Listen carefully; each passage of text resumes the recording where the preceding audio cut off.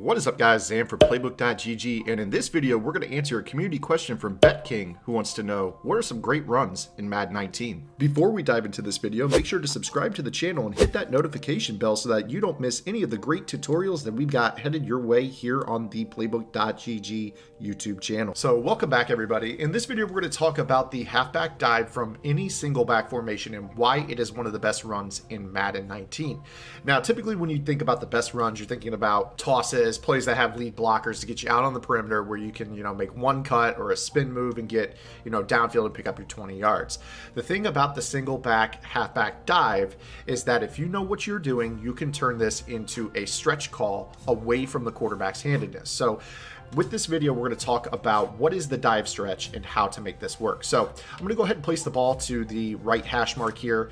And what you want to know about the halfback dive is that the quarterback's handedness matters. So with the Atlanta Falcons, we have Matt Ryan. He is a right-handed quarterback. In order to do a great dive stretch one cut, you need to be running a halfback dive to the handedness of the quarterback. So if we were playing Madden Ultimate Team and we had Michael Vick, he's a left-handed quarterback, so we'd want to run our dive to the left and one cut or basically dive stretch to the right side of the field. So the way that the dive stretch works is we're going to be playing off of a block between the tight end and or left tackle. When you look and see a defensive end that can be flanked by a tight end, you're going to notice that when we take this handoff, you can do this thing that's called a one cut or a dive stretch to the outside. Now, of course, if there's a boundary defender that is unblocked, they're going to be able to play the perimeter and get to you, making this run a little bit less viable. But the way that you're going to go ahead and do this is you're going to notice that you get this little speed burst right as you take the handoff. All you have to do is basically run the dive to the handedness, and you're going to swivel the stick counterclockwise with a right-handed quarterback. So when I'm taking this handoff, my input on the left stick is to about 1 o'clock, and then I'm going to quickly swivel it counterclockwise back to 12 o'clock and then to 11 o'clock, all in one smooth motion, and tap the turbo button. And that's going to give you a nice little one-cut animation. You see right there how we get directly a little speed boost. And what that does is that allows us to outflank the auto shed of the defender. And you can see right here that this is a really good example.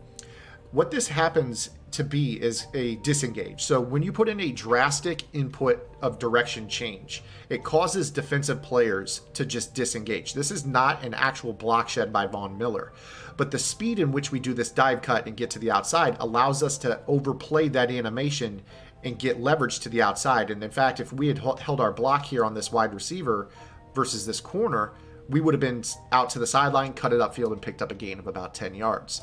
So this is something that you can learn to do. Again, all you're doing is putting the stick to about 1 o'clock if it's a right-handed quarterback, and you're going to snap the ball and then just swivel it back to the other direction. That's an example of a really terrible one where I don't get the speed boost animation. It does take a little bit of practice, and once you get it down, you'll be fine. You see right here, that is a perfect example of a dive stretch. And then, of course, you can do your spin move back to the inside, and you see why the dive stretch, as it's been called. It doesn't actually mean dive and stretch. You can have a dive and a stretch in your same formation, but the dive stretch essentially turns this into an option run. If the middle's there, you take your 5 yards up the middle. If it's not, you're going to go ahead and do your little one cut, make a spin move, and you see that we pick up our 5 yards anyways on a middle run. So this is, in effect, your dive stretch. Again, this relies solely on the handedness of your quarterback, and if you do it correctly, you can get outside, and you see right there, that's a dive. We cut it outside like a stretch, and we pick up a gain of about 4 or 5 yards. You're going to be able to pick up on this very easily. Again, we go ahead and do this one cut as soon as we take the handoff, make a spin move to the outside. We just picked up a gain of about 15 yards on this run. And you're going to notice, again, you always look at that outside linebacker against Logan Paulson. By the time he auto disengages, that's an example of a terrible one cut. By the time he auto disengages, we're already past him with a good speed boost. So you can kind of see, even right here with a sloppy one, we're still able to outflank Von Miller. So the better you get at this, the more consistent you're going to get at this, the better results you're going to have. But you can see right here on dives, the ability for you to one cut back to the outside when they filled those middle gaps is so crucial. So you can see right here, here's a really good example. Go ahead and get outside. That auto shed by Von Miller has no chance. And those auto sheds are intentional by EA. They put them in the game so that way you can basically not veer to the outside. You see right there that if you do it incorrectly, that auto disengage is rewarded with a tackle for loss. So you see right here, when we do a clunky one cut, they disengage. We're not able to get our speed boost because we get a pretty poor animation right here, and then they're able to tackle you. I think the rule of thumb when you do this is you do not want to swivel more than 90 degrees. If you're making a 90-degree cut, this is what happens. You get this terrible animation and you get tackled in the backfield. Everybody just disengages. But if you do it correctly, you'll be able to outflank. So you can kind of see right here, we do it. That was a pretty sloppy one, but we're still able to outflank the disengage.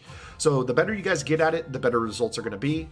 This is something you should definitely add into your arsenal if you're an under center player. I think that it's a really good thing. Again, you see not the best one dive one cut right there, but we're still able to outflank it. And that's the thing. There's a little bit of room for error, and I think that that's why this is such a valuable thing. Again, that was a bad one, so they auto disengage, they tackle us. The more you do this, the more you're going to get better at this. So again, you see right here, that's an example of a good one. We're able to outflank it. Now we're one-on-one with the safety, one spin move, and we're down the sideline for a gain of 20. Hopefully this video has been informational for you guys. If you like it, make sure to give it a thumbs up, and we'll see you guys in the next video. If you like this video, check out one of the videos on your screen right now. And for more in-depth analysis, visit www.playbook.gg for detailed game plans written by pro Madden players. Master the game with playbook.gg.